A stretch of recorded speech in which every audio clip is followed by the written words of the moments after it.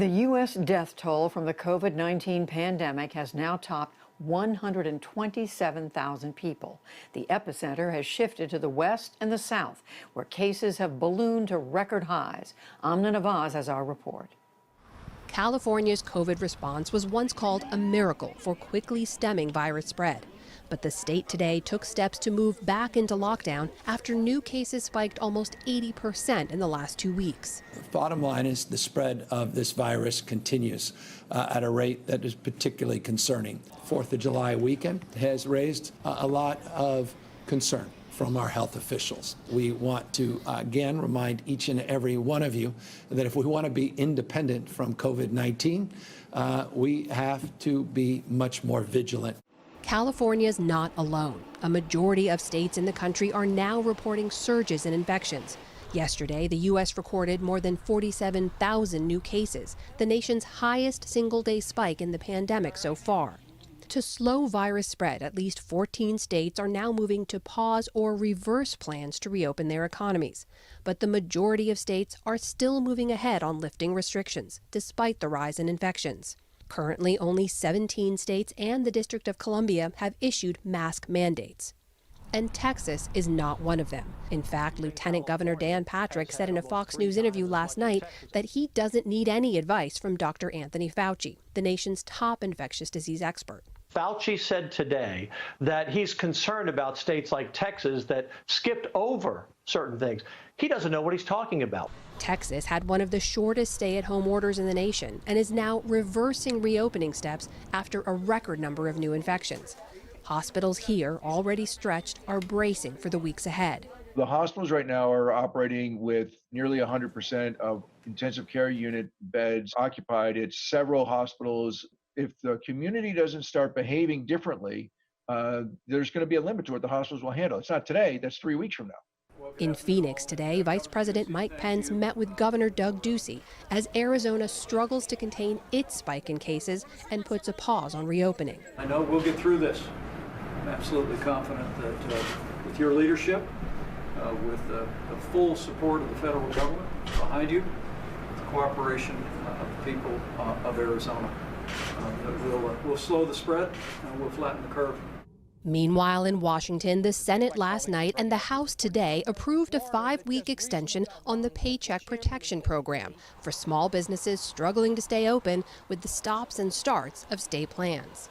Business owners like John Wen are left struggling to keep up with shifting plans, like Texas's recent reversal. That definitely added a lot of complexity and stress to small business owners like me. We were hoping it would turn around by May, but now that everything is going in the wrong direction, it doesn't look like we're going to be over this anytime soon. Plans on hold across the country as states scramble to stifle another swell of COVID-19 infections. For the PBS NewsHour, I'm Amna Nawaz. This is AP News Minute. Republican and Democratic Congress members are calling for more answers about the Russia-Afghanistan intelligence allegations. President Trump says he wasn't briefed on reports that Russia paid militants to attack U.S. troops.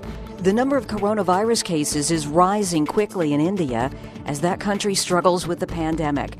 More than 600,000 cases are reported in India, 100,000 of them in the past 4 days.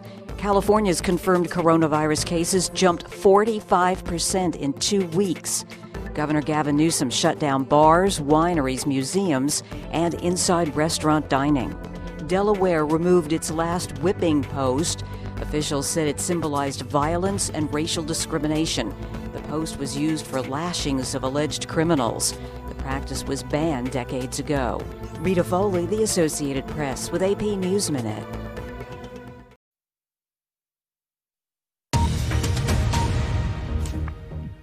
The latest headlines for you from BBC News.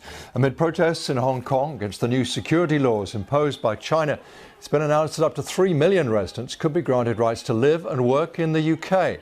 Nearly 400 people were arrested, most for public order offences. Some face potentially a life sentence for calling for independence.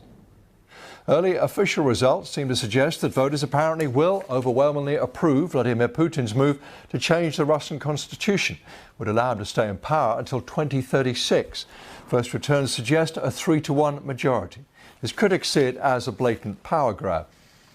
The White House has claimed that President Trump was never told by the U.S. Secret Service about intelligence reports that Russia paid Taliban militants in Afghanistan a bounty for killing American soldiers. Senior congressional leaders are to be briefed by the directors of intelligence.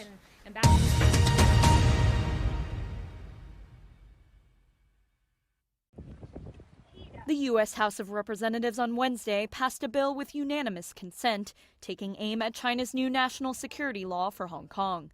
The bill penalizes banks for doing business with Chinese officials who implement the national security law, which House Speaker Nancy Pelosi said, quote, signals the death of the one country, two systems principle, undermining the former British colony's freedoms. The measure reflects growing concern in Washington over the law, which has drawn international outcry, condemning the law as an end to the city's autonomy. The law is a brutal, sweeping crackdown against the people of Hong Kong, intended to destroy the freedoms they were promised.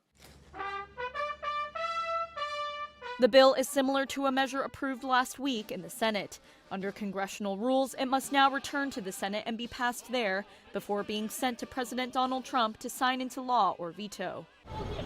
The U.S. has already begun eliminating Hong Kong's special status under U.S. law, halting defense exports and restricting the territory's access to high-tech products.